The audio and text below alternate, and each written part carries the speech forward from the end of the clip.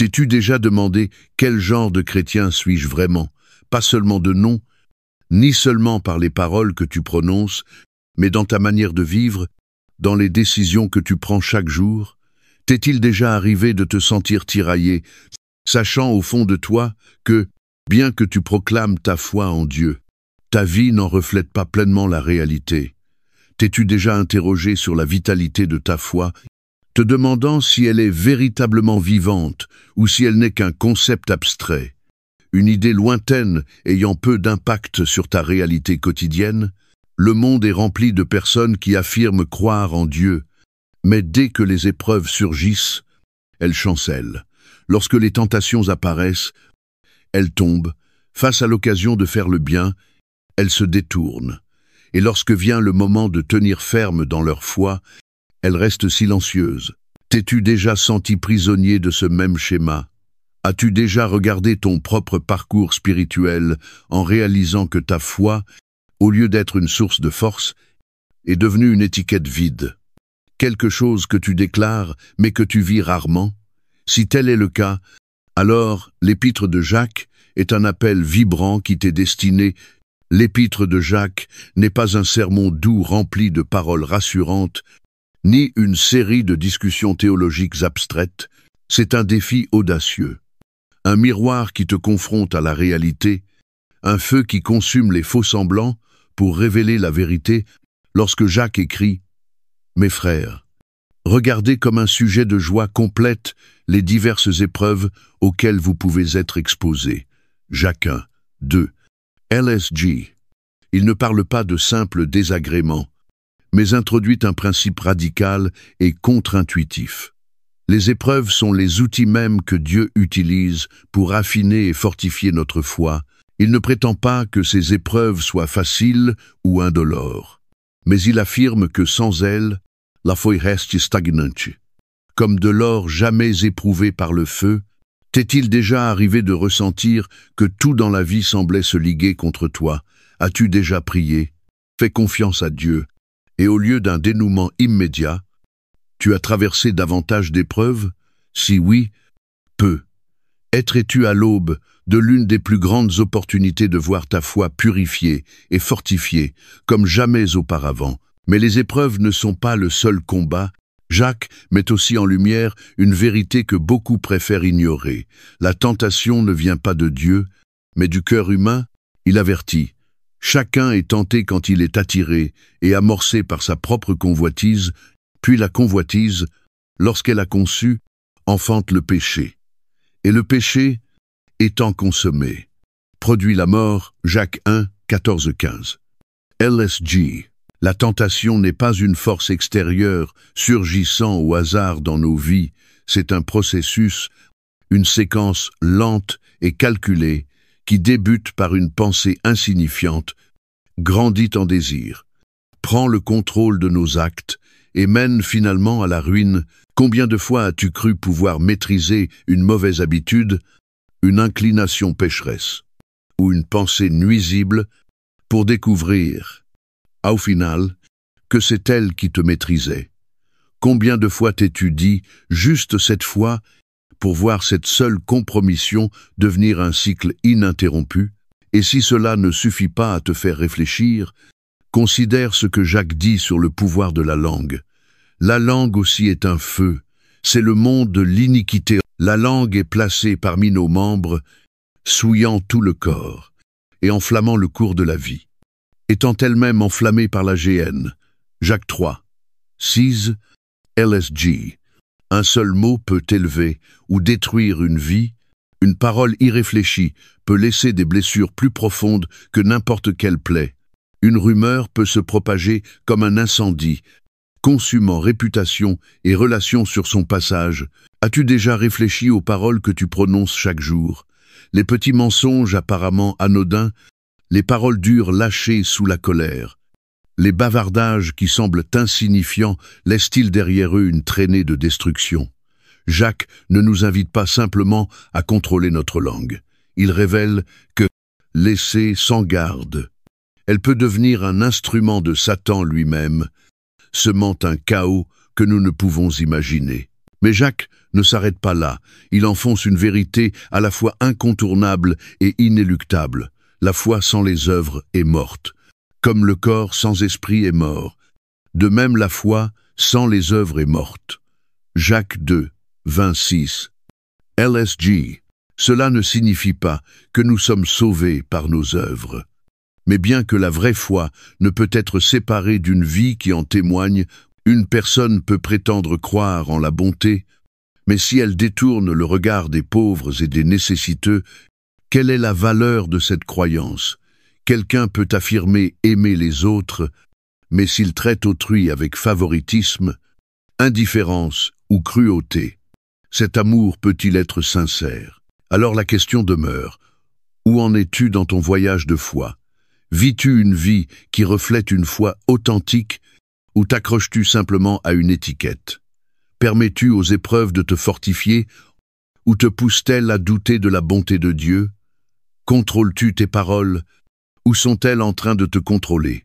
Et surtout, es-tu prêt à laisser ta foi devenir plus qu'une croyance intellectuelle, mais une force qui transforme ta manière de vivre? Rejoins-moi alors que nous entamons un voyage à travers l'épître de Jacques, l'un des livres les plus directs et concrets de toute la Bible. Il ne te bercera pas de mots rassurants, mais il t'éveillera de ta complaisance, te confrontera à des vérités que tu as peu, être évité, et t'invitera à vivre une foi forte, active et remplie de puissance. Si ton cœur est prêt à être transformé, laisse un commentaire ci-dessous. Ensemble, découvrons les vérités cachées au cœur de l'épître de Jacques. Avant de commencer, nous vous invitons à cliquer sur « J'aime » et à vous abonner à la chaîne. Ce voyage, c'est celui de la parole de Dieu racontée avec le cœur et la foi. Chaque geste de soutien, aussi simple soit-il, nous encourage profondément et permet à la parole du Seigneur de toucher d'autres cœurs en quête de vérité et d'espérance. Maintenant, embarquons ensemble dans l'histoire spéciale du jour, là où les pages de la Bible prennent vie, avec profondeur et lumière. Introduction à l'épître de Jacques, un appel à une foi vivante. Il existe dans la Bible des livres qui réconfortent, des livres qui inspirent, d'autres qui dévoilent de profondes vérités théologiques, ou encore ceux qui relatent l'histoire du peuple de Dieu. Mais ensuite, il y a l'épître de Jacques tranchante, brute, sans filtre, résolument pratique et profondément exigeante. Ce n'est pas un livre pour les âmes timides ou pour ceux qui recherchent une spiritualité facile.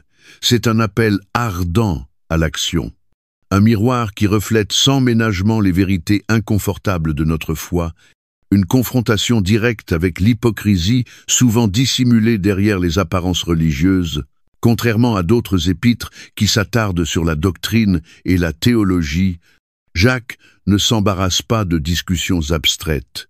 Il martèle un message sans relâche. Une foi qui ne transforme pas ta vie n'est pas une véritable foi. Lorsque nous ouvrons cette lettre, nous ne pénétrons pas les vastes exposés théologiques de Paul, qui développent méticuleusement la justification, la grâce et le salut, ni les élans poétiques de Salomon, qui médite sur les mystères de la vie et de l'ordre divin. Nous entendons la voix de Jacques, une voix pressante, limpide, imprentigi, conviction, comme s'il se tenait devant nous, fixant notre âme et demandant « Crois-tu vraiment ce que tu dis croire ?»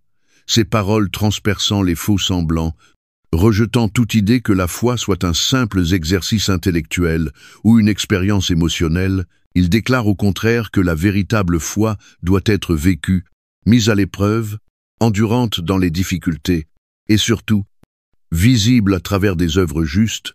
Jacques ne perd pas de temps en politesse ni en longues introductions.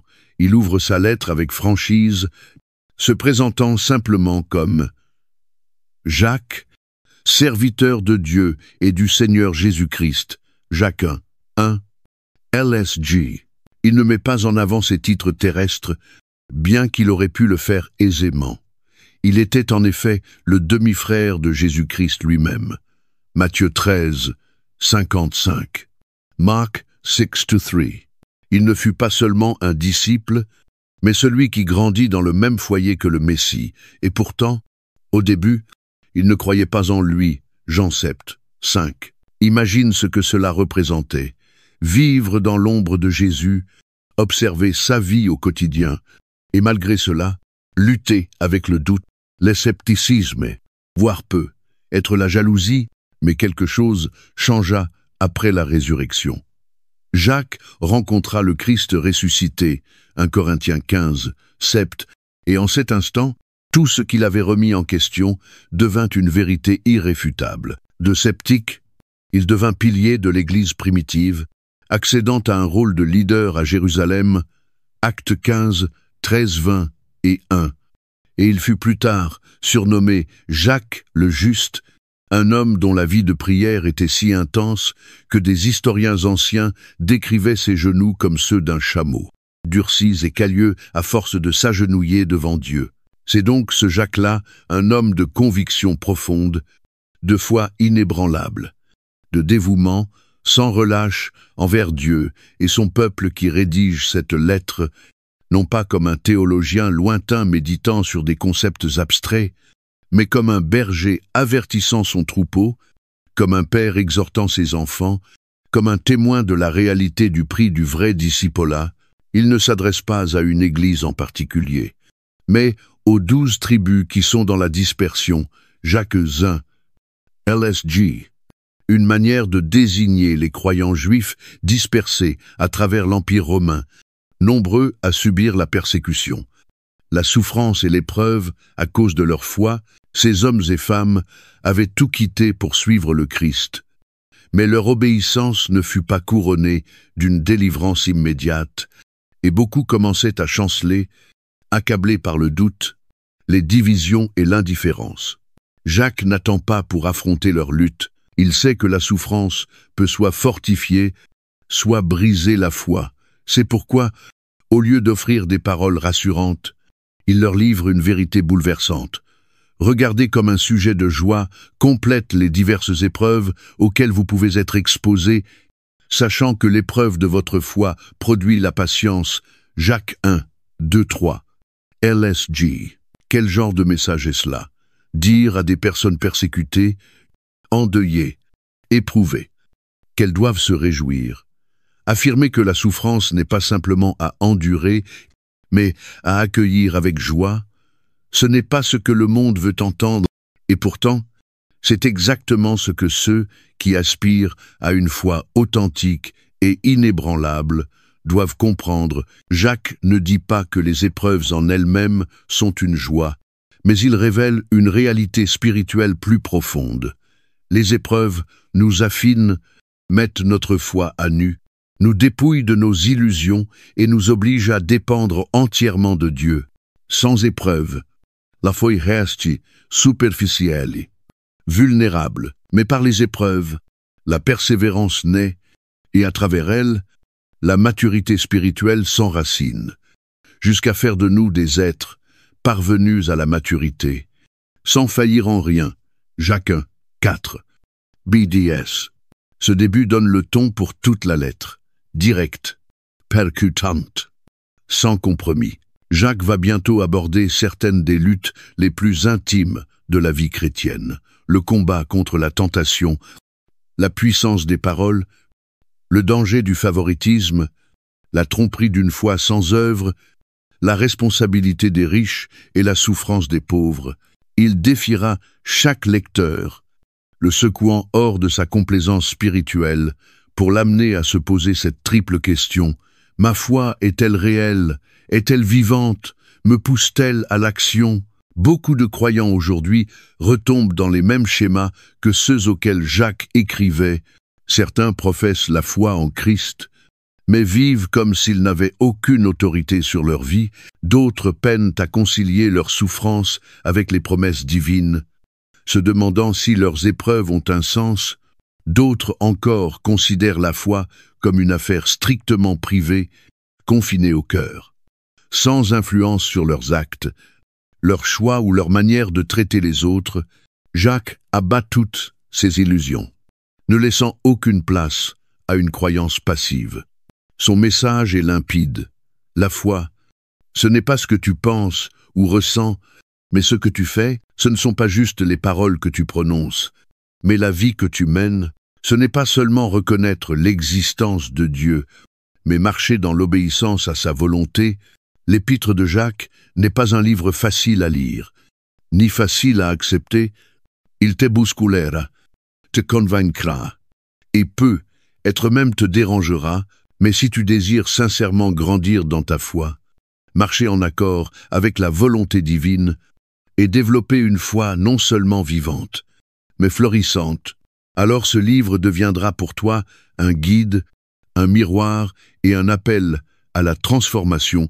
Alors que nous entamons ensemble ce voyage à travers les paroles de Jacques, je t'invite à ne pas l'aborder comme un auditeur passif, mais comme une âme prête à être renouvelée, que ces paroles perçant le voile des apparences, qu'elles dévoilent les zones endormies de ta foi, et qu'elles rallument en toi une passion pour vivre une foi vibrante, agissante et inébranlable. Pour saisir pleinement le poids des paroles de Jacques et l'urgence qui anime son message, il nous faut remonter dans le temps, jusqu'à l'époque où cette lettre a été écrite, une époque où croire en Jésus-Christ n'était pas simplement une conviction personnelle, mais une décision radicale, périlleuse, susceptible de tout faire basculer. Le monde dans lequel vivaient les premiers chrétiens était en bouleversement. L'Église naissante tentait encore de s'enraciner et de survivre dans un environnement rude, hostile, parfois impitoyable, envers ceux qui avaient choisi de suivre le Christ. Jacques s'adresse aux 12 tribus qui sont dans la dispersion. Jacques 1. LSG, une référence aux croyants juifs disséminés à travers l'Empire romain, dont beaucoup avaient fui la persécution à Jérusalem. Mais ces réfugiés n'étaient pas comme les autres. C'étaient des hommes et des femmes en pleine conscience, avaient choisi le Christ, tout en sachant que ce choix pouvait les mener au rejet, à la prison, voire à la mort. Ils faisaient partie de la toute première génération de chrétiens. Certains avaient côtoyé Jésus en personne. D'autres avaient été enseignés directement par ses disciples, et pourtant, leur fidélité ne leur avait pas apporté la sécurité ni la prospérité terrestre. Au contraire, elle leur avait coûté cher. Ils avaient perdu leur maison, leurs entreprises, leur communauté, et parfois même leurs proches, maintenant exilés parmi des nations païennes, étrangers sur des terres inconnues. Ils affrontaient de nouvelles épreuves, pauvreté, marginalisation sociale, et une pression constante de se conformer à un monde qui ne comprenait pas leur foi et la rejetait. La persécution qui les avait chassés de Jérusalem ne venait pas d'ennemis lointains ou d'agresseurs inconnus, mais de leurs propres frères d'autres juifs pour qui croire en Jésus était un blasphème, une trahison de la foi ancestrale. Le martyre d'Étienne, premier chrétien à mourir pour sa foi, fut le déclencheur de cette dispersion, comme le relate Acte 8, 1. En ce jour-là, une grande persécution s'éleva contre l'Église de Jérusalem. Et tous, excepté les apôtres, se dispersèrent dans les contrées de la Judée et de la Samarie. Saul, qui deviendrait plus tard, Paul était l'un des principaux artisans de cette violence, allant de maison en maison, traînant hommes et femmes hors de chez eux pour les jeter en prison. Acte 8, 3. Ces croyants ne s'étaient pas enfuis par lâcheté, mais par nécessité et même dispersés. Ils n'avaient pas renié leur foi, ils l'avaient portée avec eux, semant les graines du christianisme sur de nouvelles terres, souvent au prix de lourds sacrifices. Mais si la persécution juive ne suffisait pas, ils affrontaient également l'opposition du monde romain, Cheluichi.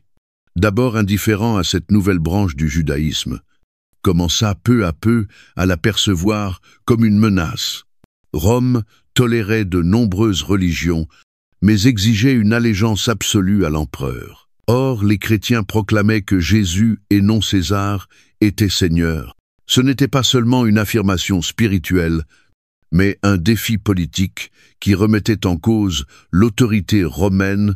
À mesure que l'Église grandissait, l'hostilité de l'Empire augmentait Et bien que la persécution impériale n'ait atteint son paroxysme que plus tard, sous des empereurs comme Néron ou Domitien, les premières graines de l'oppression avaient déjà été semées. Jacques, en tant que responsable de l'Église de Jérusalem, actes 15, 13, 20 et 1, connaissait parfaitement les souffrances de ses frères et sœurs dispersés.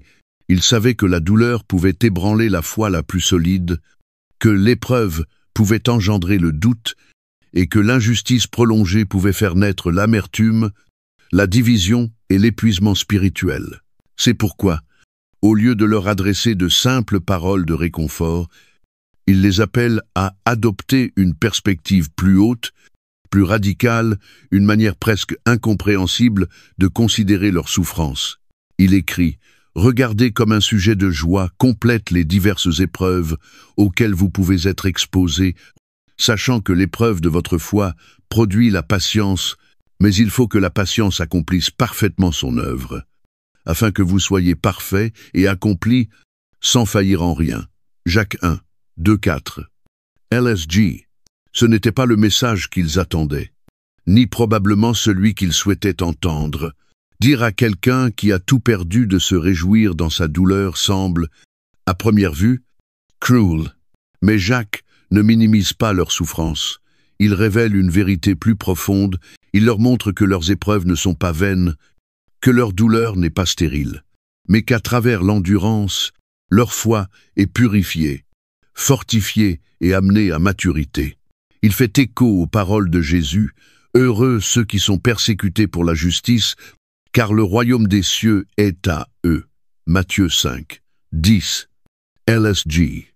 Jacques leur rappelle que souffrir pour Christ n'est pas un signe d'abandon, mais une marque de faveur divine, une preuve qu'ils marchent dans les traces de leur Seigneur, qui lui-même a connu le rejet, la trahison et la croix. Mais au-delà des épreuves extérieures, Jacques discernait un autre danger peut être encore plus insidieux, celui qui grandissait à l'intérieur même de l'Église. À mesure que ses croyants s'installaient dans diverses régions, de nouveaux défis émergeaient. Ce n'étaient plus seulement les attaques de l'extérieur, mais les divisions internes, les injustices entre riches et pauvres, le favoritisme qui infectait les assemblées, la foi réduite à de simples paroles sans acte. Certains se disaient disciples du Christ, mais vivaient d'une manière totalement contraire à ses enseignements. Jacques perçoit les signes d'un relâchement spirituel, d'une foi tiède, et il comprend qu'à terme, cela pourrait miner les fondations mêmes de l'Église. Voilà pourquoi l'épître de Jacques est aussi directe, aussi tranchante. Elle naît d'un contexte de crise, non comme une parole douce, mais comme une alarme urgente. Jacques savait que la vie chrétienne ne reposait pas sur le confort, mais sur l'engagement, pas sur les paroles, mais sur les actes, pas sur la position sociale, mais sur le sacrifice. Il exhorte les croyants à résister aux pressions du monde, à rester fermes dans la souffrance et à prouver leur foi à travers une vie cohérente, animée par la justice. À bien des égards, le monde auquel Jacques écrivait n'est pas si différent du nôtre. Certes, la persécution a changé de forme, mais les défis de la foi demeurent. Aujourd'hui encore, les croyants font face à des épreuves qui mettent leur endurance à l'épreuve, à des tentations qui cherchent à les éloigner de Dieu et à la tension entre une foi passive et une obéissance vivante. L'avertissement que Jacques adressait à l'Église primitive reste d'une brûlante actualité. Une foi non éprouvée est faible, une foi qui n'endure pas est fragile, une foi sans acte est morte. Ainsi, en poursuivant notre lecture de cette lettre, comprenons qu'il ne s'agit pas seulement d'un texte ancien, mais d'un message intemporel qui résonne encore aujourd'hui. C'est un appel à la persévérance, un défi à vivre pleinement ce que nous proclamons. Une invitation à accueillir les épreuves non comme des obstacles, mais comme des tremplins vers la maturité spirituelle. Jacques ne nous propose pas la facilité, mais il nous offre la vérité, une vérité qui, si nous l'acceptons avec foi, puis a le pouvoir de faire passer notre foi d'un état passif à une vie pleinement vivante et agissante. Il y a des moments dans la vie où la foi n'est ni une étreinte chaleureuse, ni une douce assurance, mais un champ de bataille, une lutte intérieure intense, où le doute s'infiltre comme une ombre, où la souffrance semble inlassable, et où les fondements même de nos croyances vacillent. C'est dans ces instants, lorsque tout ce sur quoi nous avons bâti notre vie est mis à l'épreuve par le feu, que surgit une question tranchante, dépouillée de toute illusion et de toute façade. Avons-nous vraiment confiance en Dieu? Ou ne lui faisons-nous confiance que lorsque tout va bien?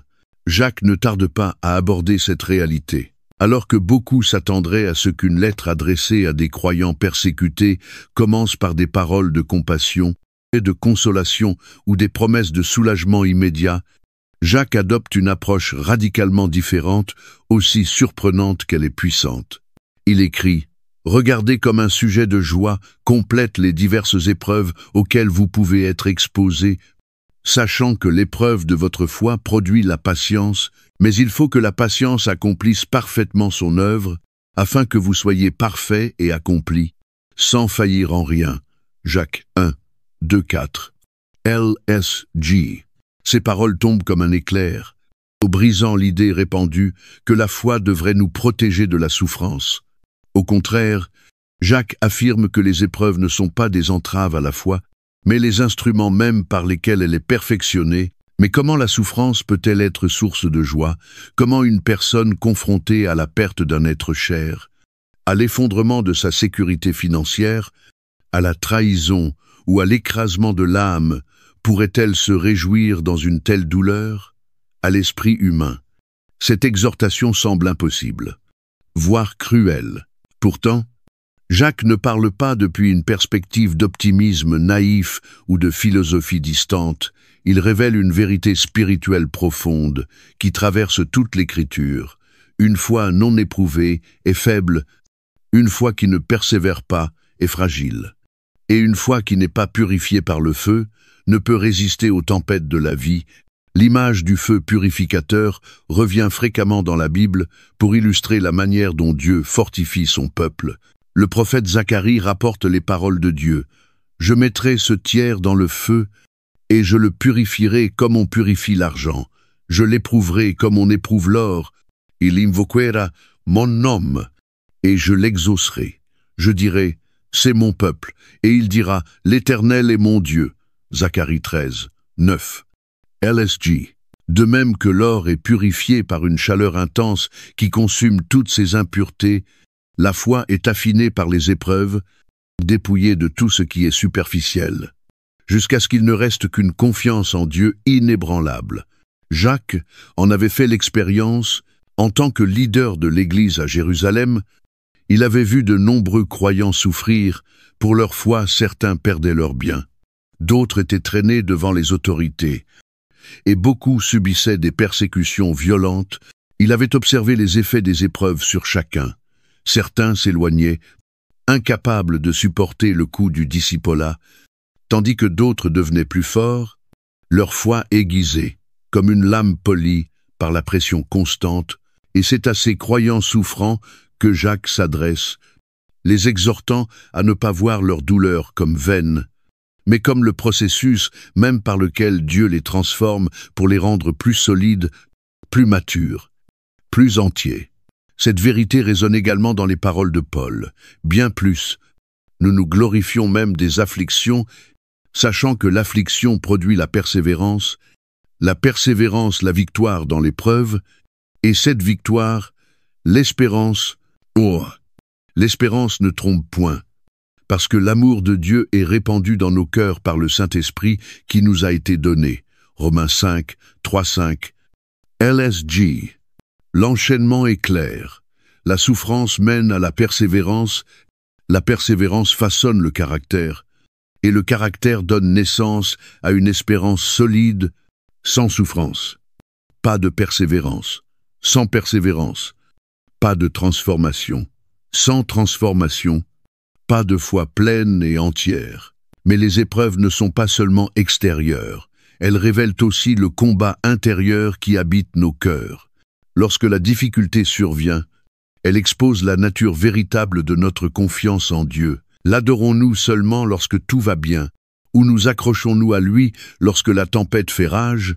Paniquons-nous en cherchant des solutions humaines, ou restons-nous fermes, en sachant que l'Éternel est près de ceux qui ont le cœur brisé, et il sauve ceux qui ont l'esprit dans l'abattement.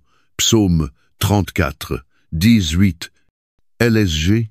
Il est facile de proclamer sa foi lorsque tout est paisible, mais la vraie foi se forge dans les épreuves, lorsque chaque signe extérieur semble contredire les promesses de Dieu. Et pourtant, nous choisissons de croire malgré tout. Pense à Job, cet homme dont la foi fut mise à l'épreuve, au-delà du concevable. En un seul jour, il perdit tous ses richesses, ses enfants, sa santé, et pourtant, au lieu de maudire Dieu, il tomba à genoux et déclara « L'Éternel a donné et l'Éternel a ôté. Que le nom de l'Éternel soit béni. » Job 1, 20 et 1. LSG. Sa souffrance n'était pas une punition, ni un non-sens.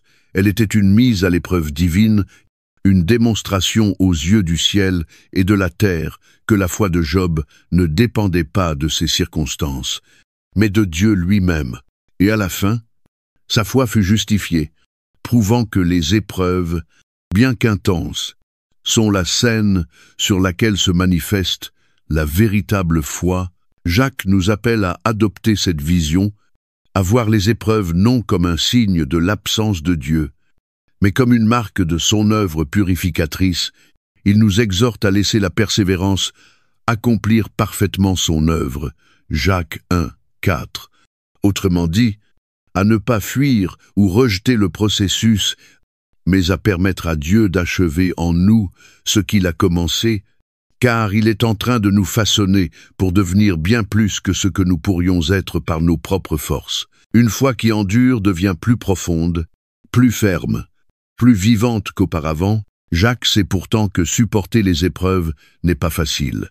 Il anticipe la lutte, les faiblesses, les nuits d'angoisse sans réponse. C'est pourquoi il poursuit aussitôt son appel par une promesse.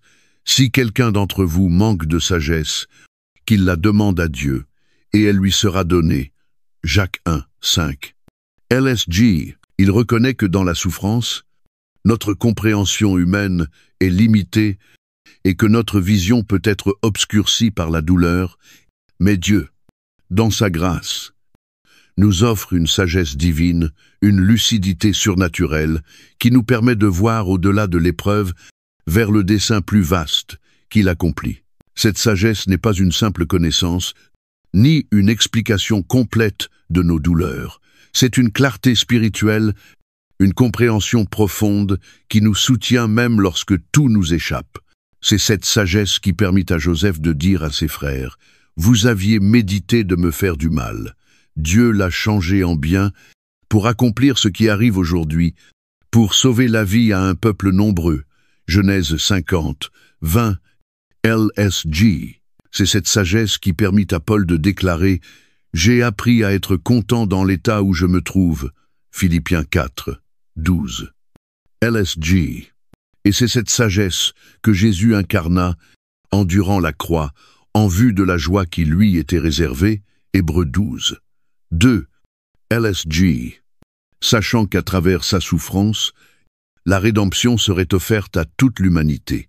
Jacques ne promet pas que les épreuves seront brèves, ni qu'elles seront sans douleur.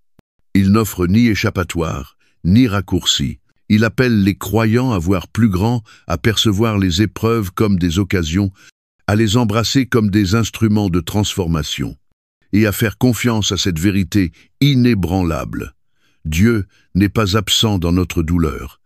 Il y est présent, il agit à travers elle, et il s'en sert pour nous façonner à son image. Voilà le défi de la foi véritable, non pas seulement endurer les épreuves avec résignation, mais les accueillir avec joie, sachant qu'à travers elles, nous sommes transformés. C'est une vision qui dépasse la logique humaine, mais qui, si nous l'acceptons pleinement, produit une foi inébranlable. une confiance profonde et une vie entièrement abandonnée à la volonté de Dieu. La foi, si elle est authentique, ne peut se limiter à une croyance abstraite, une prière murmurée ou une visite occasionnelle dans un lieu de culte. Elle doit être vivante, visible et active, modelant non seulement notre manière de penser, mais aussi notre façon de vivre, de parler, de traiter les autres et de faire face aux défis du quotidien. Tel est le message inlassable de Jacques, qui refuse catégoriquement de séparer la croyance de l'action, déclarant avec une urgence indiscutable qu'une foi qui ne produit pas de transformation est une foi sans vie. Si les épreuves sont le creuset qui purifie la foi, alors une vie transformée est la preuve que ce processus a véritablement eu lieu. Jacques ne laisse pas à ses lecteurs le temps de s'attarder dans une contemplation théologique. Il les appelle à un changement concret et immédiat, les exhortant à examiner non seulement leurs convictions intérieures, mais aussi les manifestations extérieures de ces convictions. Il les pousse à réfléchir à leurs relations, à leurs paroles, à leur comportement envers les riches et les pauvres, et même à leur manière d'aborder la parole de Dieu. Pour Jacques, la foi n'est pas une chose cachée dans les recoins de l'âme. Elle doit se vivre chaque jour, dans le monde du travail, à la maison, dans l'Église, et à travers chaque interaction avec autrui. C'est ainsi que Jacques ouvre son enseignement sur la vie pieuse par un appel à l'humilité, invitant ses lecteurs à reconnaître leur position devant Dieu. Il écrit que le frère de condition humble se glorifie de son élévation, quellerique. Au contraire, se glorifie de son abaissement, car il passera comme la fleur de l'herbe. Jacques 1, 9-10. LSG. Ces paroles, tout aussi révolutionnaires, aujourd'hui qu'à l'époque, renversent les valeurs du monde et redéfinissent ce que signifie réellement être élevé. Le monde mesure les hommes à l'aune de leur richesse, de leur pouvoir et de leur influence. Mais Jacques affirme que ceux qui sont pauvres selon les standards de ce monde, mais riches en foi, occupent une place d'honneur devant Dieu, tandis que les riches dénués de substance spirituelle sont dans une position périlleuse et éphémère. Il rappelle que le soleil s'est levé avec sa chaleur ardente, il a desséché l'herbe, sa fleur est tombée, et la beauté de son aspect a disparu. Ainsi le riche se flétrira dans ses entreprises. Jacques 1, 11, LSG. La richesse, le statut et les accomplissements terrestres sont passagers, aussi fragiles qu'une fleur qui s'épanouit un instant avant d'être consumée par le temps. Mais les véritables richesses, celles qui ne fanent pas, se trouvent dans une foi persévérante, dans une vie orientée non vers le gain temporaire, mais vers la récompense éternelle. Pourtant, Jacques ne s'arrête pas à redéfinir la richesse et la pauvreté. Il s'attaque à une réalité encore plus profonde. L'origine de l'échec humain et du péché, il anticipe cette tendance naturelle à blâmer les circonstances extérieures ou même Dieu pour nos chutes. Et il avertit que personne, lorsqu'il est tenté, ne dise « c'est Dieu qui me tente », car Dieu ne peut être tenté par le mal, et il ne tente lui-même personne, mais chacun est tenté quand il est attiré et amorcé par sa propre convoitise. Jacques 1, 13-14. LSG. Cette révélation est saisissante, car elle nous dépouille de toute excuse et nous oblige à reconnaître que le péché ne nous est pas imposé de l'extérieur, il naît de l'intérieur. Prenant racine dans nos propres désirs, comme une graine semée dans un sol fertile, le désir, lorsqu'il est entretenu, se développe en péché, et lorsque le péché arrive à maturité, il engendre la mort. Jacques 1, 15. Ce processus est lent, trompeur, mais inévitablement destructeur s'il n'est pas arrêté. Mais Jacques ne laisse pas ses lecteurs dans la crainte ou le désespoir. Aussitôt, il les oriente vers la bonté et la fidélité de Dieu, rappelant que si la tentation naît en nous, tout don parfait vient d'en haut. Il écrit « Toute grâce excellente et tout don parfait descendent d'en haut, du Père des Lumières. » chez lequel il n'y a ni changement ni ombre de variation. Jacques 1, dicept. LSG, tandis que la nature humaine est instable, sujette à l'erreur et au péché, Dieu reste fidèle, immuable, digne de confiance. Et parmi ses dons les plus précieux se trouve sa parole, par laquelle il a engendré un peuple nouveau. Il nous a engendrés selon sa volonté, par la parole de vérité, afin que nous soyons en quelque sorte les prémices de ses créatures. Jacques 1, 18. LSG. C'est là le fondement de toute vie transformée, non pas un effort humain, mais l'œuvre divine en ceux qui reçoivent sa parole par la foi, et si la parole de Dieu est source de vie nouvelle, elle ne doit jamais être prise à la légère. Jacques lance un avertissement clair. Écouter la parole ne suffit pas, il faut la mettre en pratique. Il déclare, mettez en pratique la parole et ne vous bornez pas à l'écouter, en vous trompant vous-même par de faux raisonnements. Jacques 1, 22. LSG. C'est ici que beaucoup trébuchent, car il est dangereux de croire que connaître la vérité équivaut à y obéir. Jacques compare celui qui entend sans obéir à un homme qui regarde son visage dans un miroir et qui, aussitôt après, oublie son apparence. Jacques 1, 23-24. La parole révèle, convainc et met en lumière. Mais si l'on s'en va sans changer, ignorant ce qui a été révélé, alors la foi devient illusion, vide de toute puissance. Et cet appel à l'obéissance ne concerne pas uniquement la sainteté personnelle. Il s'étend à la manière dont nous traitons les autres, surtout les plus vulnérables. La vraie religion, selon Jacques, ne se manifeste pas dans des rituels élaborés, des prières interminables ou des démonstrations publiques de piété, mais dans des actes de compassion et une pureté de cœur. La religion pure et sans tache devant Dieu notre Père consiste à visiter les orphelins et les veuves dans leurs afflictions, et à se préserver des souillures du monde. Jacques 1, 27. LSG. Il n'y a pas de place pour l'indifférence dans la vie du croyant. Une foi authentique se manifeste toujours par l'amour, la générosité et la sollicitude envers ceux qui ne peuvent rien rendre en retour. Et Jacques poursuit son exhortation en abordant un autre domaine où la foi doit être visible. La manière dont les croyants se traitent mutuellement au sein de l'Église, le favoritisme, la partialité et les distinctions sociales n'ont pas leur place dans le corps du Christ. Il reprend vivement ceux qui accordent des privilèges aux riches tout en méprisant les pauvres, en disant « Si vous avez égard à la personne de celui qui porte un habit magnifique et que vous disiez aux pauvres « Toi, tiens-toi là, debout » ou « Assieds-toi au bas de mon marchepied ». Ne faites-vous pas en vous-même une distinction et ne jugez-vous pas sous l'inspiration de pensées mauvaises. Jacques 2, 3-4. LSG. Le royaume de Dieu ne fonctionne pas selon les normes du monde, et ceux qui appartiennent à Christ doivent refléter son cœur, un cœur qui accueille les humbles, relève les brisés, et refuse d'être séduit par la richesse ou la position sociale à travers chaque commandement, chaque appel, chaque réprimande. Jacques esquisse le portrait de la véritable foi. Elle ne se limite pas à l'intellect, ni ne reste cachée dans le secret du cœur. Elle est active, visible, indiscutable. Elle est une vie qui reflète le Christ dans l'humilité, la pureté, l'obéissance et l'amour. Prétendre croire sans le vivre, c'est se tromper soi-même, mais vivre la foi avec sincérité, intégrité et conviction. C'est marcher sur le chemin du véritable discipolat.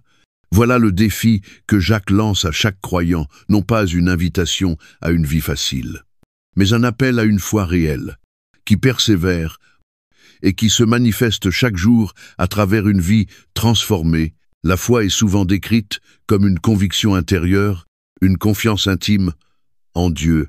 Mais si cette foi ne se manifeste pas par des actions concrètes, si elle ne transforme pas profondément la manière dont une personne vit et interagit avec le monde, alors, selon Jacques, ce n'est pas de la foi du tout. Il ne suffit pas de croire en Dieu. de proclamer une dévotion ou de prononcer des paroles pieuses, la véritable foi transforme, elle les agite, elle les exprime. Et elle devient visible dans la manière dont le croyant traite les autres et fait ses choix au quotidien. Sur ce point, Jacques n'adopte pas un ton rassurant ou nuancé. Il parle avec une clarté tranchante, dénonçant sans détour l'illusion dans laquelle vivent ceux qui prétendent avoir la foi, mais qui ne la vivent pas. Il commence ainsi par s'attaquer à un péché qui avait déjà commencé à corrompre l'Église primitive, un péché qui, s'il n'était pas arrêté, risquait de saper le message même de l'Évangile. Le favoritisme, il écrit « Mes frères, que votre foi en notre glorieux Seigneur Jésus-Christ soit exempte de toute acception de personne. » Jacques 2, 1. LSG, affirmant d'emblée que toute forme de discrimination au sein du corps de Christ est non seulement une injustice sociale, mais une trahison directe de la nature même de la foi, l'Église, appelée à refléter le royaume de Dieu, ne doit pas reproduire les critères corrompus du monde où la richesse, le statut ou l'apparence définissent la valeur d'une personne. Elle doit fonctionner selon une loi supérieure, la loi de l'amour, qui voit chaque être humain à travers les yeux de Dieu et non selon les jugements humains. Pour illustrer son propos, Jacques décrit une scène malheureusement familière dans les assemblées chrétiennes de l'époque.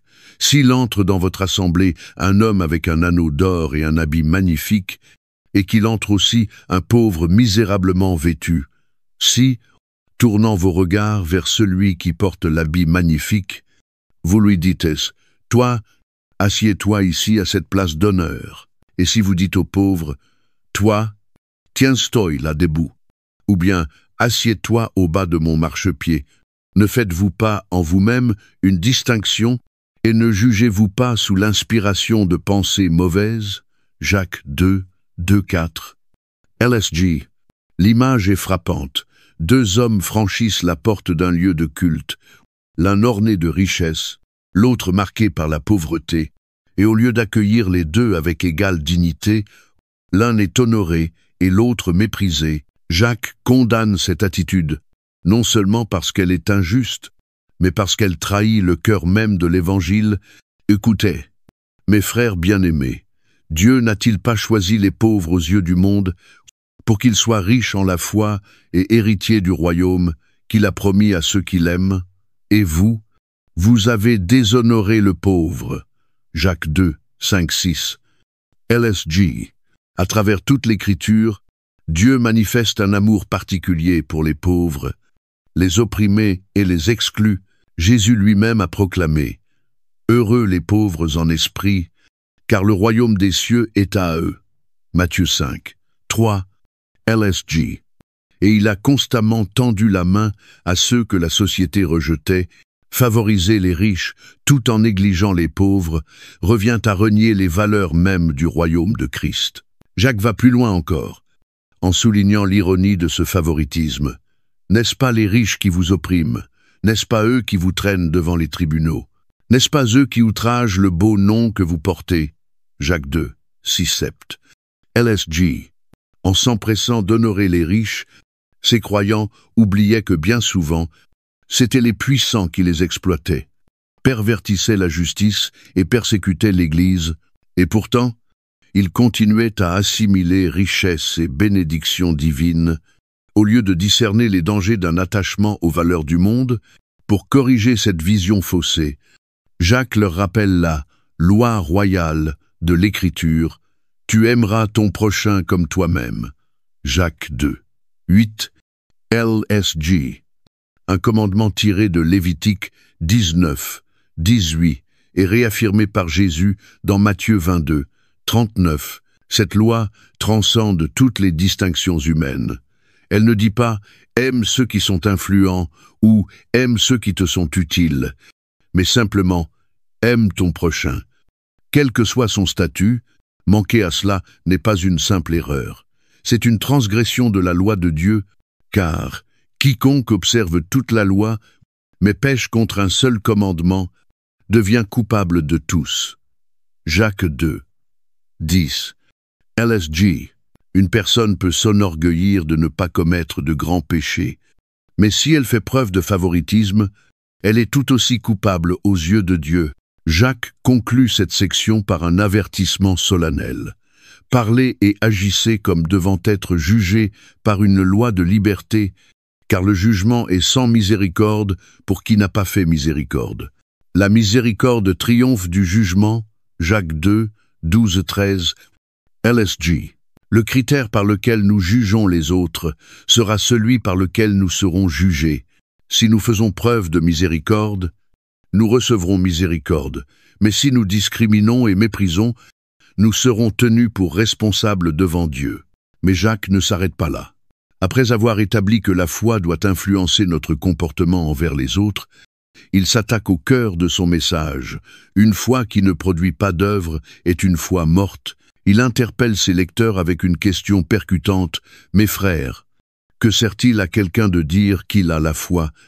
S'il n'a pas les œuvres, cette foi peut-elle le sauver » Jacques 2, 14. LSG. Il ne s'agit pas d'une simple réflexion rhétorique, mais d'un défi frontal lancé à l'idée que la croyance seule suffirait pour le salut. Pour illustrer, il reprend une situation concrète. Si un frère ou une sœur sont nus et manquent de la nourriture de chaque jour, et que l'un d'entre vous leur dise « Allez en paix, chauffez-vous et rassasiez-vous », et que vous ne leur donniez pas ce qui est nécessaire au corps, à quoi cela sert-il? Jacques 2, 15-6, LSG. La réponse est évidente, des paroles sans geste sont vaines, tout comme la foi sans œuvre est vide. Jacques prévoit les objections. Sachant que certains chercheront à dissocier la foi des œuvres, il réplique avec défi « Montre-moi ta foi sans les œuvres, et moi, je te montrerai la foi par mes œuvres. » Jacques 2, 18. LSG. Une foi authentique est toujours visible. Elle n'a pas besoin d'être défendue par des discours. Elle se manifeste par des actes. Même les démons croient en Dieu, souligne-t-il. Tu crois qu'il y a un seul Dieu. Tu fais bien, les démons le croient aussi. Est-il tremblant? Jacques 2, 2-9-2. LSG. Mais leur croyance ne les pousse pas à l'obéissance, preuve que la foi qui ne transforme pas est inutile. Pour renforcer son argument, Jacques cite deux figures bibliques, Abraham et Rahab. Abraham fut déclaré juste non seulement parce qu'il croyait aux promesses de Dieu, mais parce que sa foi l'a poussé à obéir jusqu'à offrir son fils Isaac. Genèse 22, 9-12. Tu vois que la foi agissait avec ses œuvres, et que par les œuvres la foi fut rendue parfaite. Jacques 2, 22. LSG. De même, Rahab, étrangère et femme de mauvaise réputation, prouva sa foi en mettant sa vie en danger pour protéger les espions d'Israël. Josué 2, 1-14. Jacques conclut alors avec cette déclaration inébranlable. Comme le corps sans âme est mort, de même la foi sans les œuvres est morte. Jacques 2, 26. LSG. Une foi qui n'agit pas est aussi inerte qu'un cadavre, une coquille vide, une imitation sans vie de la véritable croyance. À travers ces paroles, Jacques appelle chaque croyant à s'examiner, à se demander non seulement ce qu'il croit, mais aussi comment cette croyance influence ses actions. La vraie foi ne peut rester cachée. Elle doit se voir, c'est vivre, et s'exprimer à travers l'amour, la miséricorde et la justice. Tout ce qui ne va pas dans ce sens n'est pas de la foi véritable.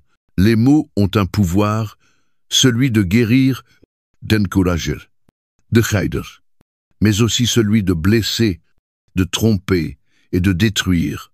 La langue, bien que petite en taille, exerce une influence bien plus grande que nous ne le réalisons souvent. Elle façonne des destinées, bouleverse des vies, et peut même influer sur le cours des nations. C'est cette puissance immense que Jacques affronte avec une intensité sans relâche. Avertissant les croyants du potentiel destructeur d'une parole incontrôlée, il ne parle pas des mots comme de simples sons ou de vagues expressions. mais il expose la réalité selon laquelle ce qui sort de la bouche révèle la véritable nature du cœur, et que, par conséquent, maîtriser ces paroles n'est pas simplement une question de discipline, mais une preuve de maturité spirituelle. Jacques commence son discours par un avertissement solennel, s'adressant à ceux qui aspirent à enseigner au sein de l'Église, leur rappelant que toute fonction de leadership s'accompagne d'une responsabilité accrue, car les paroles prononcées avec autorité ont un poids immense. Mes frères, qu'il n'y ait pas parmi vous un grand nombre de personnes qui se mettent à enseigner, car vous savez que nous serons jugés plus sévèrement. Jacques 3, 1. LSG. Les paroles d'un enseignant peuvent façonner la foi des autres, qu'est les conduire vers la vérité, ou les en détourner, édifier le corps de Christ, ou semer la confusion et la division. Pour cette raison, ceux qui parlent au nom de Dieu doivent être d'une extrême vigilance, car chaque mot qu'ils prononcent a une portée éternelle. Mais Jacques n'en reste pas là. Il étend rapidement son propos à tous les croyants en déclarant « Nous bronchons tous de plusieurs manières. Si quelqu'un ne bronche point en parole, c'est un homme parfait, capable de tenir tout son corps en bride. » Jacques 3, 2. LSG. Cette affirmation est frappante, car elle sous-entend que la maîtrise de la parole est le sommet du contrôle de soi. Si quelqu'un parvient à dompter sa langue, alors il est capable de diriger toute sa vie, car la bouche est l'expression du cœur, et ce qui en sort révèle ce qui se cache à l'intérieur. Pour illustrer la puissance de la langue, Jacques utilise des images saisissantes. Il commence par la comparaison avec le mors que l'on met dans la bouche des chevaux. Si nous mettons le mors dans la bouche des chevaux pour qu'ils nous obéissent, nous dirigeons aussi leur corps tout entier. Jacques 3. 3. LSG. L'analogie est limpide, de même qu'un petit morceau de métal contrôle un animal puissant. Ainsi, la langue dirige le cours entier de notre existence. Une seule parole peut transformer une relation, orienter une carrière, ou même changer le cours de l'histoire. Jacques poursuit avec une autre image, celle du gouvernail d'un grand navire. Voici, même les navires, qui sont si grands et que poussent des vents impétueux, sont dirigés par un très petit gouvernail, au gré du pilote. Jacques 3, 4. LSG. Un navire immense n'est pas guidé par ses voiles ou la force du vent, mais par un petit gouvernail qui détermine s'il tient sa route ou s'égare vers la destruction. De la même manière, les mots que nous prononçons tracent notre destinée, nous menant soit vers la justice, soit vers la ruine. Pourtant, malgré cette puissance, la langue est terriblement difficile à maîtriser. Jacques ne maquille pas cette réalité. La langue aussi est un feu. C'est le monde de l'iniquité. La langue est placée parmi nos membres, souillant tout le corps, et enflammant le cours de la vie, étant elle-même enflammée par la géhenne. Jacques 3, 6. LSG. Ce n'est pas un simple avertissement. Jacques dévoile que la langue, lorsqu'elle est laissée libre, n'est pas seulement source de mal occasionnel, mais un feu destructeur capable de corrompre la personne tout entière et de devenir un instrument entre les mains de l'ennemi. Le feu, par nature, se propage rapidement et consume tout sur son passage, ne laissant que désolation et ruine. Une seule étincelle peut embraser une forêt entière, et de même, une parole prononcée dans la colère, le mensonge ou l'insouciance peut déclencher une chaîne de conséquences irréversibles. Combien de relations ont été brisées par des mots imprudents? Combien de réputations anéanties par des ragots? Combien de vies bouleversées à cause d'accusations mensongères ou de paroles cruelles? La langue, nous avertit Jacques, il peut causer des dommages inimaginables, et une fois les mots prononcés, il est impossible de les reprendre. Jacques poursuit avec un constat encore plus accablant. Toutes les espèces de bêtes, d'oiseaux, de reptiles et d'animaux marins sont domptés et ont été domptés par l'homme. Mais la langue, aucun homme ne peut la dompter. C'est un mal qu'on ne peut réprimer. Elle est pleine d'un venin mortel. Jacques 3, 7, 8. LSG. Ce contraste est puissant. L'humanité a su dompter les créatures les plus redoutables, mais aucun effort humain seul ne peut totalement maîtriser la langue. Elle est décrite comme indomptable, toujours prête à parler, jamais en repos, et pleine de venin mortel, capable de tuer l'âme aussi sûrement que le poison tue le corps. Mais ce qui peut être le plus bouleversant dans l'enseignement de Jacques, c'est l'hypocrisie qu'il met en lumière. Par elle, la langue, nous bénissons le Seigneur notre Père, et par elle nous maudissons les hommes faits à l'image de Dieu. De la même bouche sortent la bénédiction et la malédiction. Il ne faut pas, mes frères, qu'il en soit ainsi. Jacques 3, 9-10. LSG. Jacques oblige ses lecteurs à faire face à une vérité troublante. Combien de fois avons-nous élevé nos voix pour louer Dieu, pour ensuite parler avec dureté, pour d'amertume ou mépris envers nos semblables? Combien de fois demandons-nous la miséricorde de Dieu, tout en refusant de faire preuve de cette même miséricorde dans nos paroles? Cette contradiction, déclare-t-il, ne doit pas exister chez les croyants, car elle révèle un cœur divisé. Pour renforcer son propos, Jacques s'appuie sur la nature. Une source fait-elle jaillir par la même ouverture de l'eau douce et de l'eau amère? Un figuier peut-il produire des olives ou une vigne des figues? De l'eau salée ne peut pas non plus venir d'une source douce. Jacques 3, 11-12. LSG. Tout comme un arbre ne peut produire qu'un type de fruit et une source ne peut donner qu'une seule qualité d'eau. La langue reflète le cœur. Si une personne profère constamment des paroles de mensonge, de haine ou de destruction, ce n'est pas un simple accident de langage, c'est le symptôme d'un état intérieur. Jésus lui-même l'avait enseigné. C'est de l'abondance du cœur que la bouche parle. L'homme bon tire de bonnes choses, du bon trésor de son cœur, et le méchant tire de mauvaises choses de son mauvais trésor. Luc 6, 45. LSG. Les paroles d'une personne ne sont jamais neutres. Elles révèlent ce qui remplit son âme. Vouloir changer sa manière de parler, ce n'est pas simplement un effort de maîtrise, mais un appel à une transformation intérieure. L'enseignement de Jacques sur la langue ne se résume donc pas à quelques conseils sur la bonne manière de parler.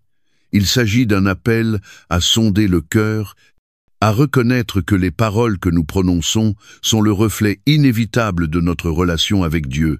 C'est un avertissement contre la légèreté, une exhortation à la retenue, et une invitation à rechercher la vraie sagesse, celle qui vient d'en haut, premièrement pure, ensuite pacifique, modérée, conciliante, pleine de miséricorde et de bons fruits.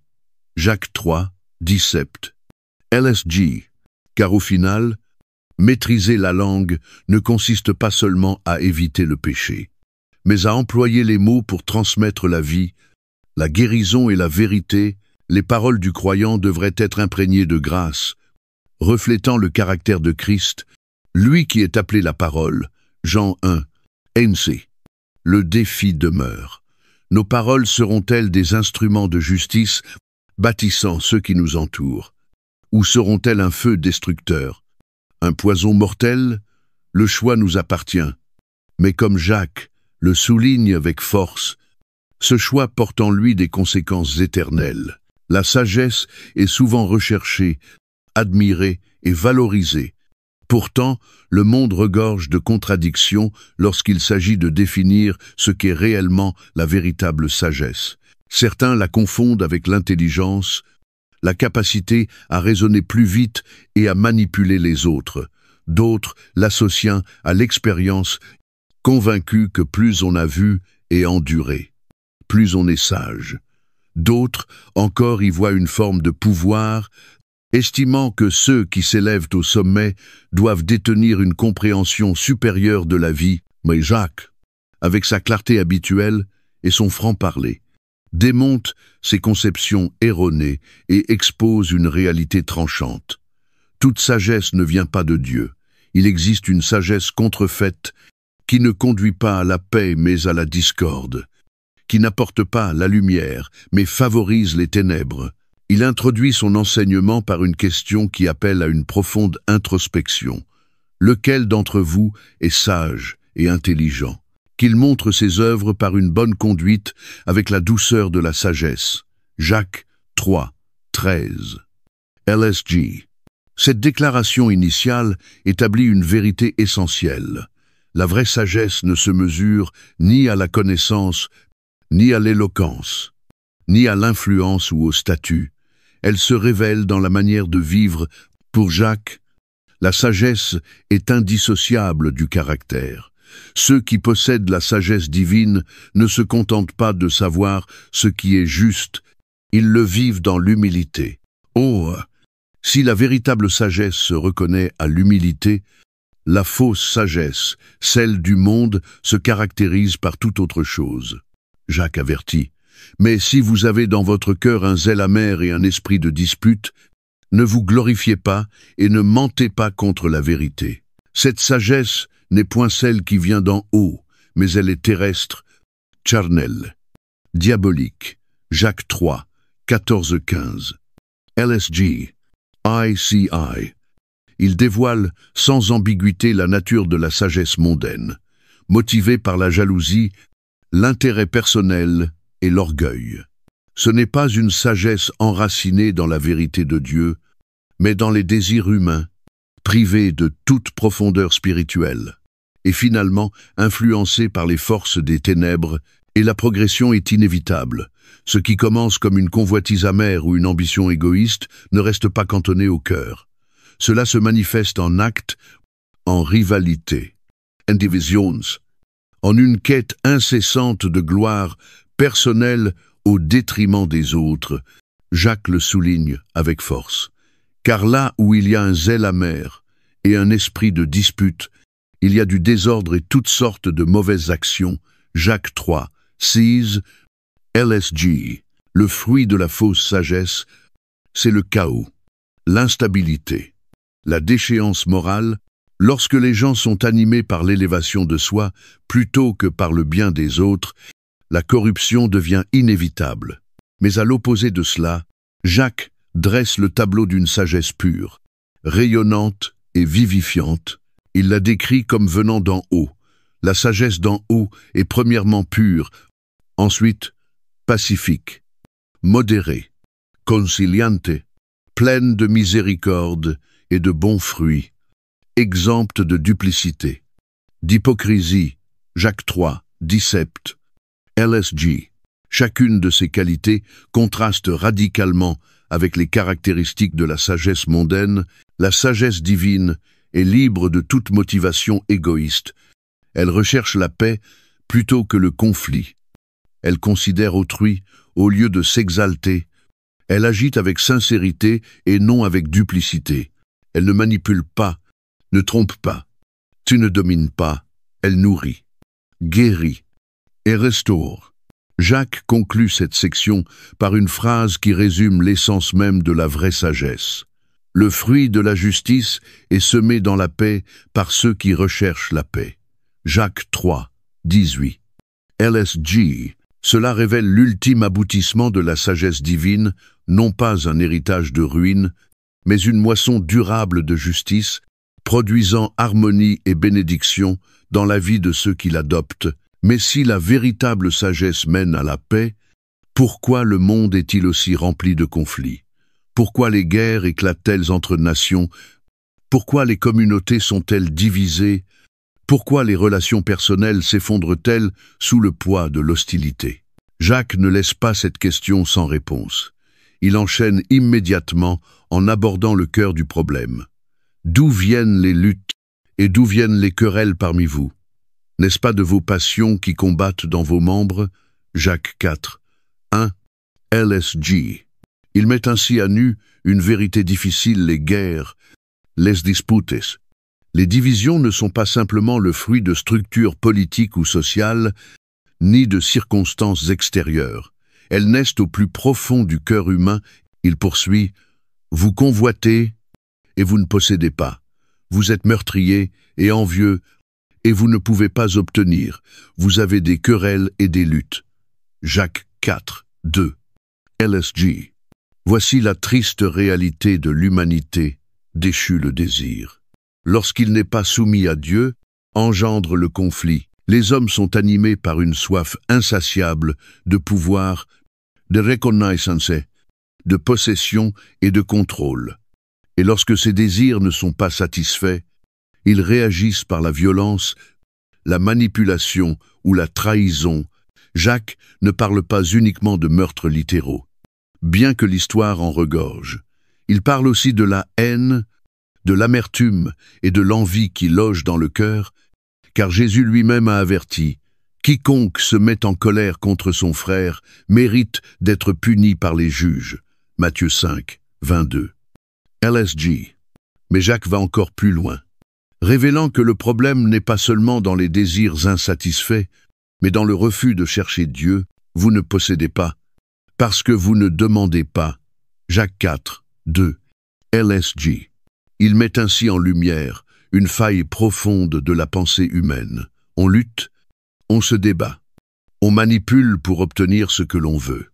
Mais on refuse de se tourner vers celui qui peut véritablement pourvoir. On compte sur ses propres forces, plutôt que de faire confiance à Dieu, croyant que le succès dépend de nos efforts et non de sa providence. Et même lorsqu'on prie, Jacques avertit que ces prières restent sans réponse parce que les intentions sont corrompues. Vous demandez et vous ne recevez pas, parce que vous demandez mal, dans le but de satisfaire vos passions. Jacques 4, 3. LSG. Voilà une vérité profonde. Dieu ne se contente pas d'entendre ce que nous demandons. Il regarde pourquoi nous le demandons. Il n'est pas le serviteur de nos désirs égoïstes, tenu de satisfaire chaque caprice charnel. Il est un père qui donne avec sagesse, refusant d'encourager ce qui pourrait nous détruire. Ainsi, le contraste est net. La sagesse d'en haut produit paix, humilité et justice. La sagesse du monde, enracinée dans l'ambition et les désirs non maîtrisés, engendra conflits, lutte et destruction. Et la véritable bataille ne se joue pas entre les hommes, mais dans l'âme de chacun. Jacques appelle ses lecteurs à reconnaître cela, à rejeter la sagesse égoïste qui cherche son propre intérêt et à embrasser la sagesse divine, celle qui conduit à une vie d'intégrité, d'harmonie et de bénédiction céleste. Car au fond, la sagesse ne se résume pas à un savoir ou à une intelligence vive. Elle est une question d'orientation du cœur. Un homme peut être brillant et pourtant profondément insensé si sa sagesse puise dans les désirs de la chair, plutôt que dans la vérité de Dieu. La vraie sagesse ne cherche ni domination, ni reconnaissance, ni richesse. Elle cherche à s'aligner sur les desseins divins, à apporter la paix et non la division, à façonner une vie qui reflète le caractère du Christ. Lui qui, bien qu'ayant toute sagesse, a choisi le chemin de l'humilité, du service et de l'amour sacrificiel, dans un monde où le pouvoir, le statut et l'auto-exaltation sont souvent les critères du succès. L'humilité n'est pas simplement contre-culturelle, elle est révolutionnaire. La société récompense l'ambition, célèbre l'autopromotion et incite chacun à s'imposer, souvent au détriment des autres. Mais l'Écriture présente une perspective radicalement différente, qui renverse les valeurs humaines et révèle que, dans le royaume de Dieu, la voie vers la grandeur passe par l'abaissement. La vraie grandeur ne réside pas dans la glorification de soi, mais dans l'abandon. La force ne s'exprime pas par la domination, mais par la soumission à Dieu. Et Jacques, avec la clarté et l'urgence qui caractérisent son épître, appelle les croyants à adopter une posture d'humilité, les avertissant des dangers de l'orgueil, de la destructivité du jugement et de la folie de placer sa confiance dans l'avenir sans reconnaître la souveraineté de Dieu. Jacques commence cette section par une déclaration percutante. Dieu résiste aux orgueilleux, mais il fait grâce aux humbles. Jacques 4, 6. LSG. Cette affirmation, qui reprend les paroles de Proverbe 3, 34, révèle un principe immuable qui traverse toute la révélation biblique. L'orgueil place l'homme en opposition directe avec Dieu, tandis que l'humilité attire sa faveur. Être orgueilleux, ce n'est pas simplement avoir de l'assurance ou de l'ambition, c'est s'élever au-dessus de la dépendance à Dieu, rechercher sa propre gloire plutôt que de reconnaître Dieu comme la source de toute chose. L'orgueil n'est pas qu'une attitude, c'est une condition spirituelle, une rébellion contre l'autorité divine, celle-là même qui a causé la chute de Satan, Ésaïe 14, 12-15, la ruine des nations, Daniel 5, 20 et 1, et la perte de tant d'hommes et de femmes refusant de reconnaître leurs besoins de Dieu. Mais si l'orgueil entraîne la chute, l'humilité ouvre la porte à la grâce. Jacques exhorte, « Soumettez-vous donc à Dieu, résistez au diable, et il fuira loin de vous. » Jacques 4, 7, LSG. La soumission à Dieu n'est pas une marque de faiblesse, mais une expression de sagesse, car c'est dans l'abandon à Dieu que l'on trouve la véritable force. Résister au diable ne signifie pas seulement lutter contre la tentation, mais rejeter l'orgueil même qui a précipité sa chute. C'est renoncer à toute volonté de s'exalter, rejeter les mensonges qui murmurent que l'on peut vivre sans Dieu, et reconnaître que la victoire ne se trouve pas dans l'affirmation de soi, mais dans l'abandon à Dieu. Jacques poursuit avec une invitation à la fois promesse et impératif. « Approchez-vous de Dieu, et il s'approchera de vous. Nettoyez vos mains. Pécheurs, purifiez vos cœurs. Âme partagée. » Jacques 4, 8. LSG. L'humilité ne consiste pas seulement à reconnaître son état, mais à rechercher activement la proximité de Dieu. Elle implique la repentance, le rejet du péché, une purification à la fois des mains, les actes extérieurs, et du cœur, les intentions profondes. Être double d'esprit, c'est vivre dans l'ambivalence, osciller entre confiance en soi et dépendance à Dieu. Jacques appelle à abandonner cette instabilité et à s'aligner entièrement avec Dieu. Le chemin de l'humilité n'est pas une reconnaissance superficielle du péché, mais une réponse profonde et sincère. Jacques déclare « Sentez votre misère, soyez dans le deuil et dans les larmes, que votre rire se change en deuil et votre joie en tristesse. » Jacques 4, 9. LSG. Il ne s'agit pas ici d'un appel à la tristesse stérile, mais à une repentance authentique, à une conscience spirituelle du poids du péché et du besoin de la miséricorde divine. Tandis que le monde glorifie l'orgueil et banalise le péché, Jacques appelle les croyants à une clarté spirituelle, à ressentir leur misère et à chercher Dieu avec un cœur brisé. Mais dans ce deuil, il y a une espérance, car il ajoute aussitôt « Humiliez-vous devant le Seigneur, et il vous élèvera. » Jacques 4 dit LSG. C'est là le paradoxe du royaume. Celui qui s'abaisse est celui que Dieu élève. Ceux qui s'accrochent à leur propre grandeur finiront par tomber, mais ceux qui embrassent l'humilité seront relevés par la main même de Dieu. Mais l'humilité ne concerne pas seulement notre relation à Dieu, elle se reflète aussi dans notre manière de traiter les autres. On ne peut pas prétendre être humble devant Dieu tout en se plaçant au-dessus de ses semblables. La vraie humilité déborde dans nos relations, et c'est pourquoi Jacques adresse cet avertissement ferme. Ne médisez point les uns des autres. Frères, celui qui médit d'un frère ou qui juge son frère médit de la loi et juge la loi. Jacques 4, 11. LSG. Parler contre autrui. Le juger ou le calomnier n'est pas seulement un manque de charité, c'est s'arroger un rôle qui appartient à Dieu seul. Jacques rappelle à ses lecteurs. Un seul est législateur et juge, c'est celui qui peut sauver et perdre. Mais toi, qui es-tu? Qui juge le prochain? Jacques 4, 12. LSG. Le jugement, lorsqu'il est motivé par l'arrogance, est une usurpation de l'autorité divine. C'est oublier sa propre faillibilité, ignorer son besoin de grâce et prétendre pouvoir mesurer la valeur d'un autre, Jésus lui-même a mis en garde contre cette attitude. Ne jugez point, afin que vous ne soyez point jugés. Matthieu 7, 1, LSG. Car la mesure que nous utilisons pour les autres sera celle que Dieu utilisera pour nous. Il ne s'agit pas de rejeter toute forme de discernement ou de vérité, mais de les exercer avec la même grâce et la même humilité que nous espérons recevoir. Et si l'humilité doit façonner notre relation à Dieu et à nos frères, elle doit aussi transformer notre regard sur l'avenir. Jacques dénonce une autre forme d'orgueil subtile mais fréquente.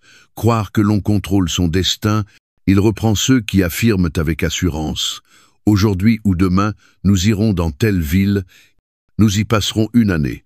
Nous y trafiquerons et nous gagnerons. » Jacques 4, 13, LSG. Il ne condamne pas la planification. Mais l'illusion de maîtrise cette attitude qui agit comme si Dieu n'existait pas. Il leur rappelle la fragilité de la vie. Vous, qui ne savez pas ce qui arrivera demain, car qu'est-ce que votre vie? Vous êtes une vapeur qui paraît pour un peu de temps et qui ensuite disparaît. Jacques 4, 14. LSG. Quelle humilité dans cette image. Toutes nos ambitions, nos projets, nos réussites aussi grands, soient-ils ne sont qu'un souffle éphémère. Voilà pourquoi Jacques nous offre une perspective juste. Vous devriez dire, au contraire, si Dieu le veut, nous vivrons, et nous ferons ceci ou cela. Jacques 4, 15, LSG. Reconnaître que chaque souffle de vie vient de Dieu, que chaque opportunité est un don de sa main, c'est vivre avec une humilité qui honore sa souveraineté. Jacques avertit. Mais maintenant vous vous glorifiez dans vos pensées orgueilleuses, toute gloire de ce genre est mauvaise. Jacques 4, 6, LSG. Vivre comme si tout dépendait de soi n'est pas seulement insensé, c'est mal. C'est une offense à Dieu, un oubli sa place, une idolâtrie subtile du moi. Il conclut alors avec un principe final, aussi tranchant qu'éclairant, celui donc qui sait faire ce qui est bien, et qui ne le fait pas, commet un péché. Jacques 4, 17. LSG. L'humilité n'est pas passive, elle demande des choix, des actes, une obéissance entière à la volonté de Dieu, car au fond, être humble, ce n'est pas penser moins à soi, mais penser plus à Dieu, reconnaître sa seigneurie, se fier à sa sagesse, et vivre chaque jour dans la dépendance de sa grâce. La richesse a toujours été, aux yeux du monde, un indicateur de succès, un symbole de pouvoir, d'influence et de sécurité. Ceux qui la possèdent sont souvent vénérés, enviés, voire redoutés, car l'argent attire l'attention, ouvre des portes et offre des privilèges que les pauvres ne peuvent qu'imaginer. Pourtant, à travers toute l'Écriture, un thème récurrent revient sans cesse, un avertissement. La richesse, bien qu'elle semble être une bénédiction, peut devenir un piège dangereux, une illusion qui aveugle son possesseur à la brièveté de la vie et au jugement qui attend ceux qui utilisent leurs biens à des fins égoïstes. Jacques, avec la franchise tranchante qui caractérise sa lettre, n'édulcore pas ses mots sur ce sujet. Il ne se contente pas de mettre en garde les riches, il les condamne, exposant la vanité de leur opulence et la certitude d'une justice divine qui s'abattra sur eux. Son avertissement commence par un ton de ruine imminente. À vous maintenant, riches, pleurez et gémissez à cause des malheurs qui viendront sur vous. Jacques 5, 1. Ce ne sont pas là des paroles de simples reproches, ni un appel à de légers ajustements de mode de vie. C'est une déclaration prophétique de jugement, une annonce de destruction si sévère que ceux à qui elle s'adresse ne sont pas invités à la repentance. Mais au deuil, Jacques ne condamne pas la richesse en elle-même.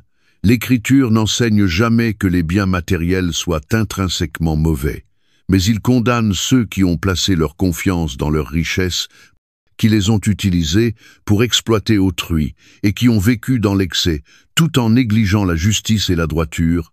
Il poursuit avec une image saisissante de décomposition.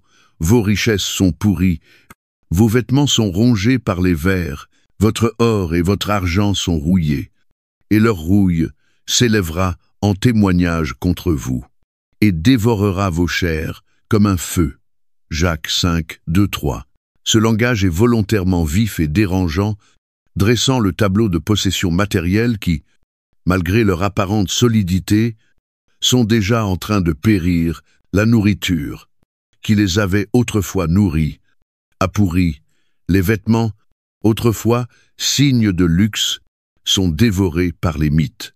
L'or et l'argent, qu'ils pensaient intemporels, sont rongés par la rouille, révélant que même les trésors les plus durables de ce monde sont soumis à la corruption. Mais Jacques ne s'arrête pas à décrire la destruction inévitable de leurs biens.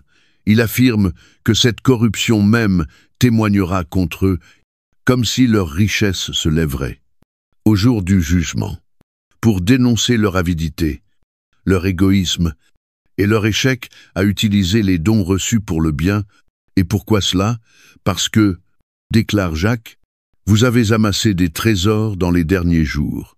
Jacques 5, 3.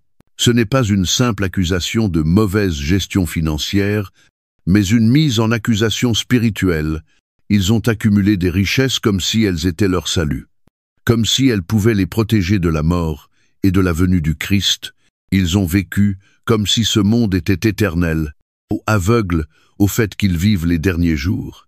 Cette période précédant l'accomplissement du royaume de Dieu et le jugement final, leur thésaurisation n'est pas seulement vaine, elle est condamnable, car en poursuivant une sécurité matérielle, ils ont négligé leur état spirituel, accumulant l'or tout en appauvrissant leur âme.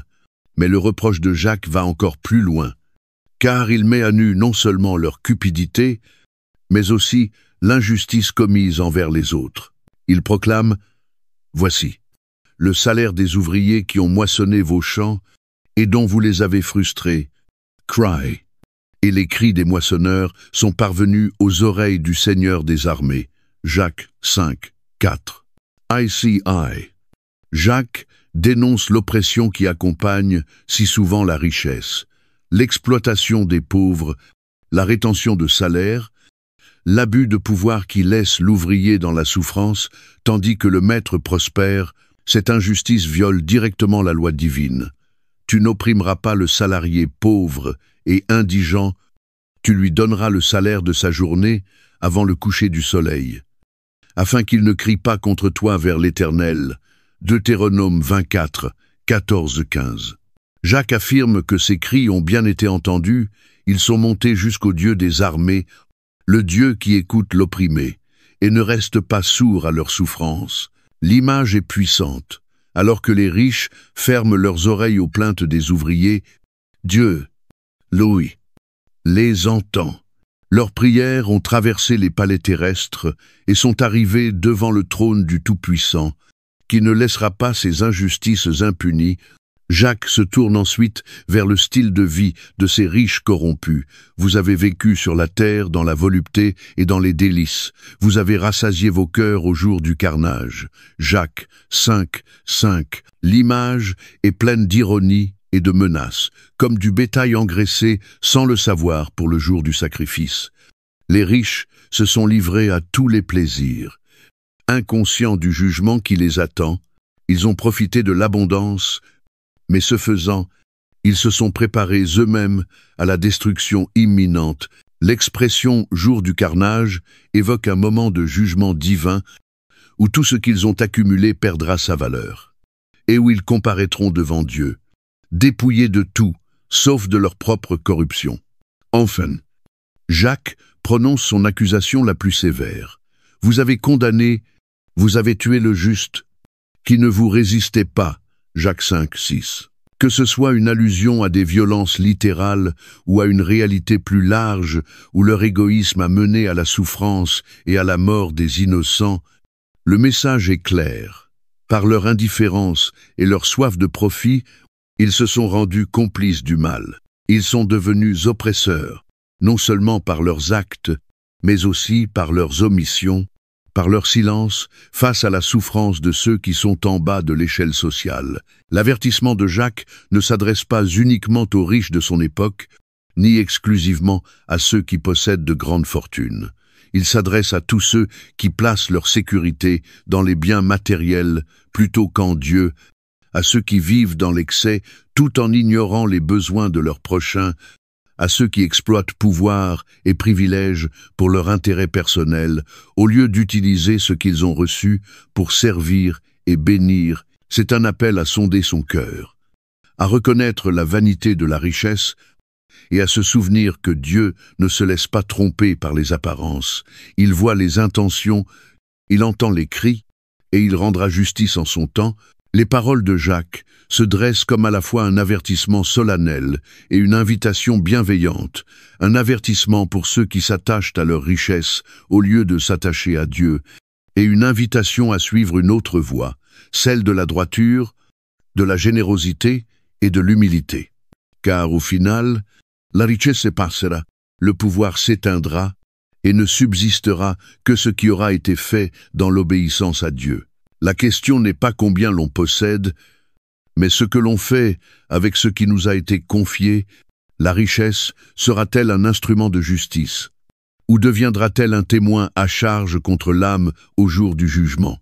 Cette réponse ne s'écrit pas dans les intentions, mais dans les actions, et le moment d'y répondre, c'est maintenant.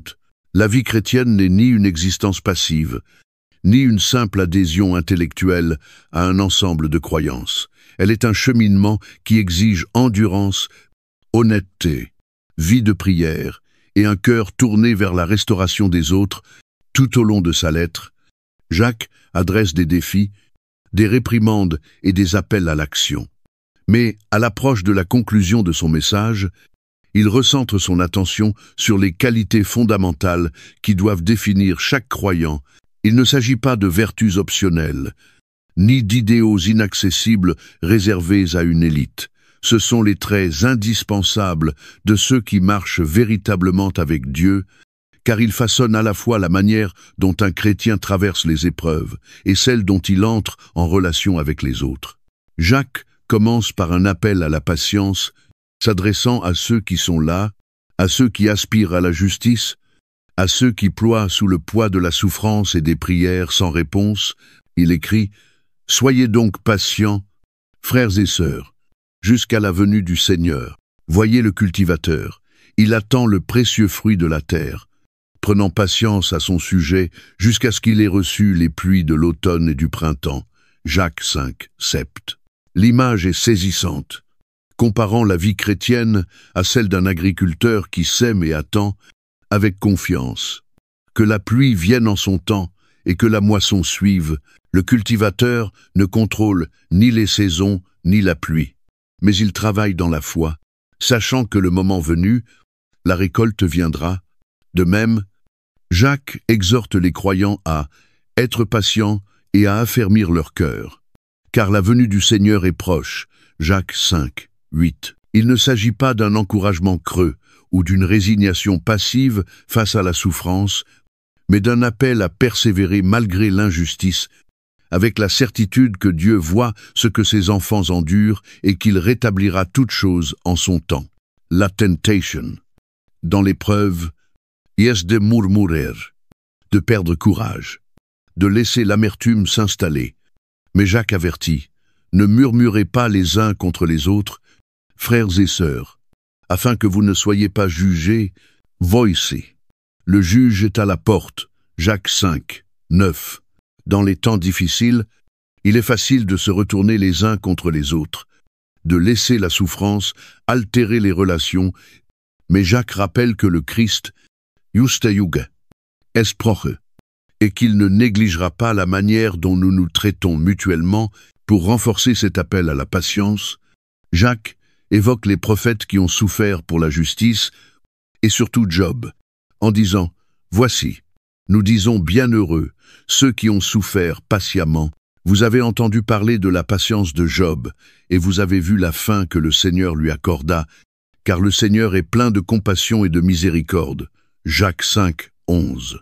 L'histoire de Job est celle d'une perte inimaginable, mais son endurance face à la souffrance témoigne de la fidélité de Dieu, bien que Job ait questionné, bien qu'il ait lutté dans sa douleur. Il ne s'est pas détourné de Dieu, et à la fin, il a vu la miséricorde divine se manifester au-delà de sa compréhension. De même, les croyants sont appelés non seulement à attendre, mais à attendre avec confiance, convaincus que la souffrance n'est pas le dernier mot, et que la fidélité de Dieu se révélera pleinement au moment voulu, et peut être, est-ce là, dans cette attente active, cette foi obstinée, que naît en nous une connaissance plus intime du cœur compatissant de notre Seigneur. Depuis l'appel à la patience, Jacques passe à une question tout aussi cruciale, l'honnêteté et l'intégrité dans le langage. Il écrit « Avant tout, mes frères et sœurs, ne jurez ni par le ciel, ni par la terre, ni par aucun autre serment, que votre oui soit oui, et que votre non soit non, afin que vous ne tombiez pas sous le jugement. » Jacques 5, 12. Ce commandement ne concerne pas uniquement l'interdiction des serments, mais appelle à une vie marquée par une telle véracité, une telle droiture, qu'aucun serment ne soit nécessaire pour valider ces paroles dans un monde où la tromperie est banale, où les contrats débordent de clauses pour se prémunir contre la malhonnêteté, et où l'on dit souvent une chose tout en pensant une autre. Jacques appelle les croyants à être différents, à être des hommes et des femmes dont la parole suffit. Jésus lui-même a affirmé la même chose dans Matthieu 5, 37. Que votre parole soit oui, yes, non, non. Ce qu'on y ajoute vient du malin. Le signe distinctif du véritable chrétien ne réside pas dans les grandes déclarations, ni dans les promesses théâtrales, mais dans une vie où la vérité est dite simplement constamment et sans fausseté. C'est dans la droiture du langage quotidien que se révèle la sainteté du cœur. Cependant, la patience dans la souffrance et l'intégrité dans le langage ne suffisent pas en elles-mêmes. Elles doivent être accompagnées d'une vie de prière, car c'est dans la communion avec Dieu que l'on trouve la force, que l'on reçoit la guérison et que la puissance se manifeste. Ainsi, Jacques lance un appel à la prière qui embrasse chaque saison de la vie. Quelqu'un parmi vous est-il dans la souffrance? Qu'il prie. Quelqu'un est-il dans la joie? Qu'il chante des cantiques. Jacques 5, 13. La prière n'est pas réservée aux moments de détresse, mais concerne toute l'existence, dans l'épreuve comme dans la joie, car vivre dans une communication constante avec Dieu est le signe d'un cœur fidèle. Il souligne ensuite l'importance de la prière communautaire, surtout en cas de maladie. Quelqu'un parmi vous est-il malade? Qu'il appelle les anciens de l'Église, et que ceux-ci prient pour lui en loignant d'huile au nom du Seigneur. La prière de la foi sauvera le malade, et le Seigneur le relèvera. S'il a commis des péchés, il lui sera pardonné. Jacques 5, 14-15. Ce passage révèle à la fois la puissance de la prière et l'importance de la communauté. La guérison, qu'elle soit physique ou spirituelle, ne doit pas être recherchée dans l'isolement, mais au sein du corps des croyants, où la foi est exercée en faveur les uns des autres. Jacques proclame ensuite une vérité profonde. La prière fervente du juste a une grande efficacité. Jacques 5, 16. La prière n'est ni un rituel, ni un recours de dernière minute. Elle est une force qui déplace les montagnes, qui transforme les situations et qui aligne le cœur humain sur la volonté divine. Pour illustrer cela, Jacques cite Élie, un homme dont les prières ont fermé le ciel durant 3 ans et demi, puis ont fait tomber la pluie. Jacques 5, 17-18. Ce n'est pas seulement un exploit prophétique, c'est une démonstration de ce qui est possible pour tous ceux qui prient avec foi, car le Dieu qui a répondu à Élie est le même qui écoute aujourd'hui. Et si cela est vrai, alors aucune prière offerte avec foi ne monte en vain vers le ciel. Enfin, Jacques conclut sa lettre par un appel à l'action qui reflète le cœur même de la mission du Christ, chercher et sauver ceux qui sont perdus. Il écrit « Mes frères et sœurs, si quelqu'un parmi vous s'égare loin de la vérité et qu'un autre l'y ramène, qu'il sache que celui qui ramène un pécheur de la voie où il s'était égaré sauvera une âme de la mort et couvrira une multitude de péchés. Jacques 5, 19-20. Cette dernière exhortation est un rappel que la vie chrétienne ne se vit pas en solitaire, mais dans une responsabilité les uns envers les autres. Il y aura toujours des cœurs qui chancellent, des âmes qui s'égarent, des croyants envahis par le doute ou prisonniers du péché. Et Jacques insiste, nous ne pouvons pas rester indifférents à leur détresse.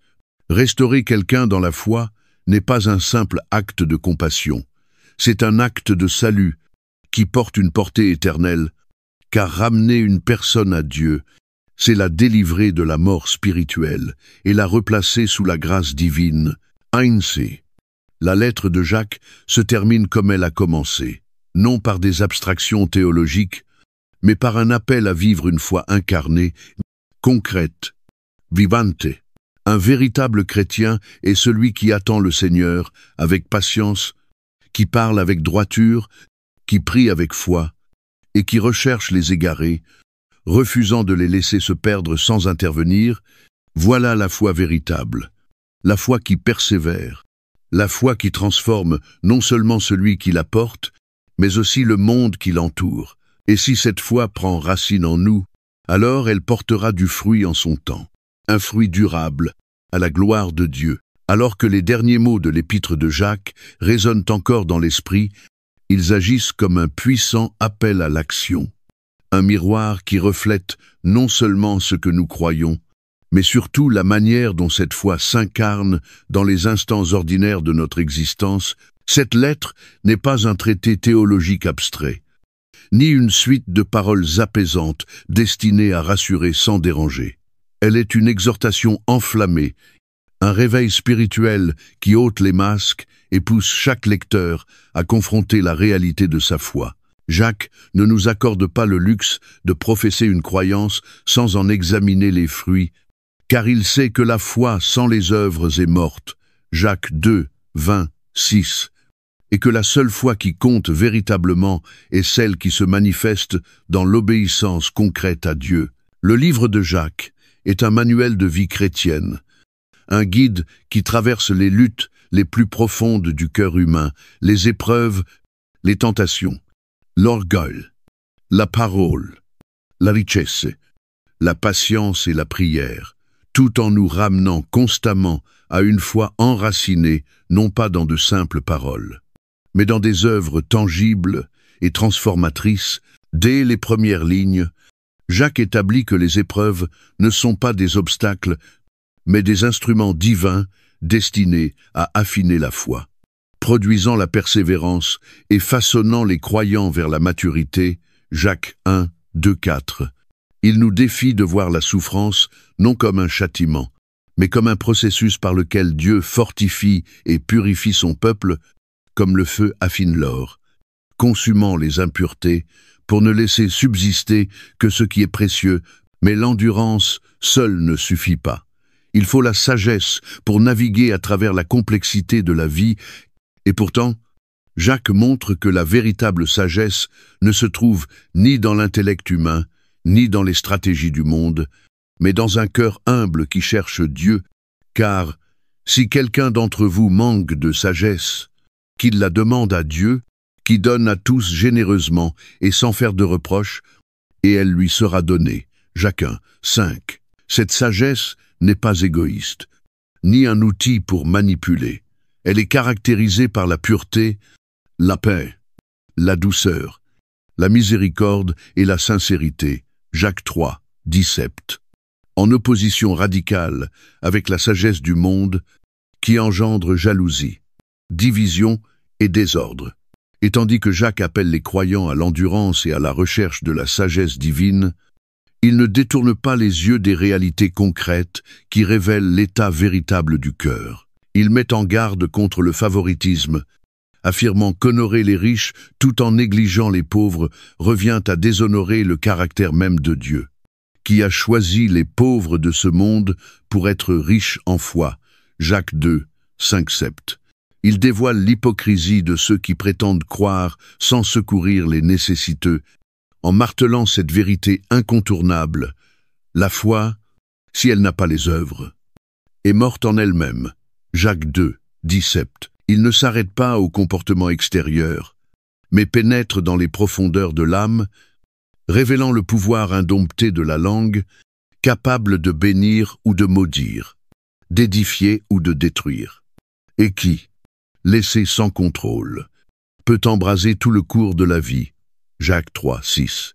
La lettre de Jacques poursuit sans relâche l'authenticité. Elle n'autorise ni la tiédeur, ni une foi confinée à l'esprit, sans transformation du cœur. Elle appelle à l'humilité, nous rappelant que Dieu résiste aux orgueilleux, mais fait grâce aux humbles. Jacques 4, 6. Et nous exhorte à nous soumettre à Dieu, à résister au diable et à nous approcher de lui avec un cœur sincère. Jacques 4, 7, 8. Elle dénonce l'arrogance de ceux qui présument du lendemain, car la vie est une vapeur qui paraît pour un peu de temps et qui ensuite disparaît. Jacques 4, 14. Et elle condamne l'indulgence égoïste des riches qui entassent leurs biens tout en négligeant la justice, rappelant que leurs trésors témoigneront contre eux au jour du jugement. Jacques 5, 1, 3. Pourtant, même au cœur de ces avertissements, la lettre de Jacques est imprégnée d'espérance, car elle révèle un Dieu compatissant et miséricordieux. Jacques 5, 11. Un Dieu qui écoute les prières des justes et qui invite ses enfants à le chercher en toutes circonstances. Il appelle les croyants à la patience, en présentant Job comme modèle d'endurance dans la souffrance, et les prophètes comme exemple de foi persévérante malgré les persécutions. Jacques 5, 10, 11. Il élève la puissance de la prière, nous rappelant que la prière fervente du juste a une grande efficacité. Jacques 5, 16. Et il pousse les croyants à prendre soin les uns des autres, en les exhortant à ramener ceux qui se sont égarés dans l'erreur, car celui qui ramène un pécheur de la voie où il s'était égaré sauvera une âme de la mort et couvrira une multitude de péchés. Jacques 5, 20.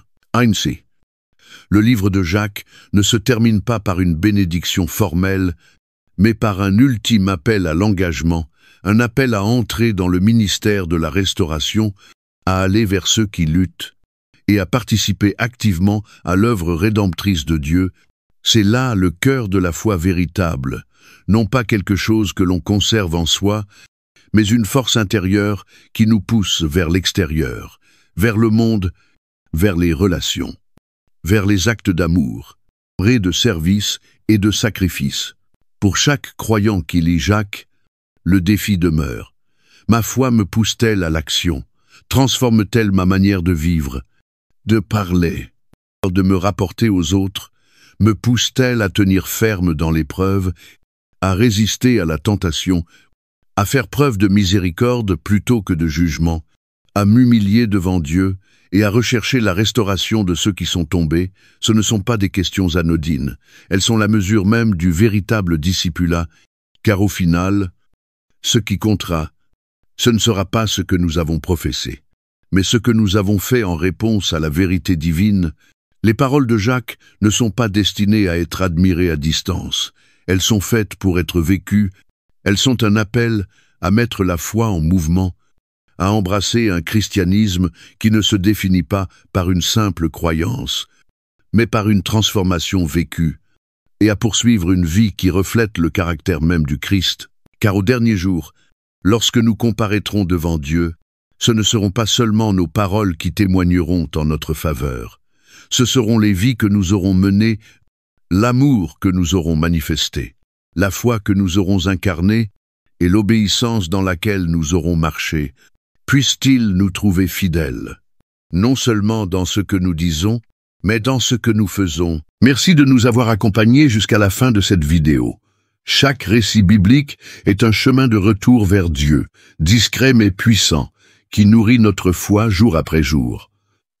Si ce voyage a touché votre cœur, cliquez sur « J'aime » pour partager ce message, et abonnez-vous pour continuer à explorer avec nous d'autres histoires pleines de sens. À très bientôt dans notre prochaine vidéo.